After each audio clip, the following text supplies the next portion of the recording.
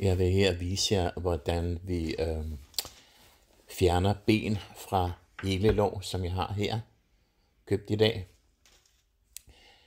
Og således kan vi bruge kødet i en sammenkogt ret, som jeg skal lave her senere på ugen. En ret, der hedder kare kare. Det er en filippinsk ret, som kommer op senere på ugen, når jeg laver den. Her tager jeg skindet fra kyllingen og tager til side. Det kan man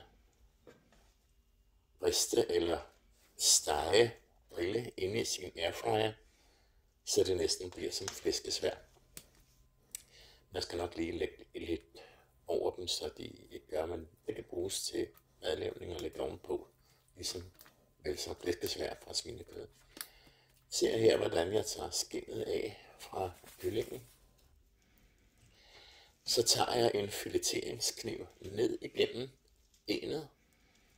Pas på, I ikke skærer. Det behøver ikke at være så fint og fornemt, fordi benene her skal vi bruge til at lave en hønseform, som jeg så kommer op i der benene, op i den lille gryde, der ligger der. Så har vi så lidt fileter af overlår, af det her, og lidt senere vil jeg vise, hvordan vi så laver underlårene. I får den lige på lidt speed. Ja, det er ingen grund til at se, hvordan det sker sådan i nærmeste detalje. Jeg tror, det giver sig selv. Skær et lille snit på hver side af benene. Ind under med fileteringskniven. Hold fast, og så skær fra. Det kan godt være, der kommer lidt brust på kødet. Det behøver du ikke at tænke over. Det kan vi skære fra senere. Sådan der. Ja. Op i gryden med benene. Her har vi så et underlov. Jeg skærer lige kniven op her. Jeg tager fileteringskniven ind under, som I kan se her. Ind under der. Og så tager jeg den op, helt op til hvor knoglen, eller hvor kyllinge, hønsefødderne sad. Og så skærer vi det fra. Lige ned her. Sådan der. Sådan. Det kan måske virke lidt vanskeligere, men når man først får hånd på det, er det i orden. Så har du de ben der. Der var lidt brus på.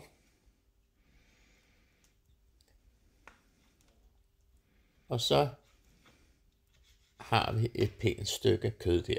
Fordelen ved denne her type kød er, at der er mere smag i denne her kød. Vi skal også lige have skindet af her.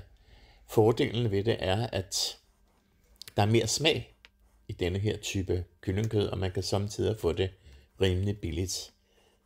Jeg fik de her sådan hele lår til, jeg tror der var 60 kroner, og jeg tror der var 7. Så det er jo rimelig meget kød, man får for pengene. Her har vi så kødet, vi har benene, og vi har kyllingeskindet. De 3 ting, vi får ud af det. Op i gryden med det. Kyllingeskindet på en tallerken, det kan vi lave senere, så vi kan få kyllingeflæskesvær, hvis vi kan kalde det på den måde.